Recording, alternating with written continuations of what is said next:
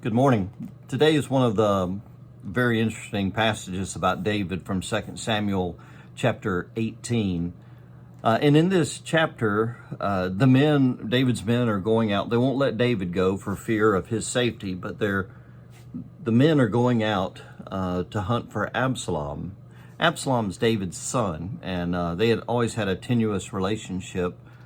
But Absalom lost a lot of respect for him when David failed to punish Amnon for an infraction that went on there.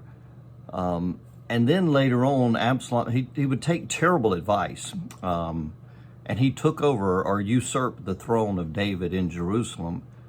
And David wound up having to leave town, being mocked and jeered by people in the city just to avert a civil war against his son. And so at this point, there's several things that have happened in the story, but David has the upper hand, and he's going to go with the men to capture Absalom, but they refuse to let him go. And so David begins our passage today with these words, deal gently with my son for my sake, with the young man Absalom. David is a different person than he has been. He had found failure in his own life with the story of Bathsheba and Uriah the Hittite, and Nathan's condemning him of that, and his repentance. It's a beautiful story when you look at David, because it tells us that we can come back from failure and that God can change our heart. And so David, instead of what would be the natural desire to get retribution and retaliation against the usurper Absalom, instead he has been broken and he has a new spiritual heart. And he goes out and he says, deal gently. Well, the story doesn't end well. A lot of the Old Testament stories don't end well.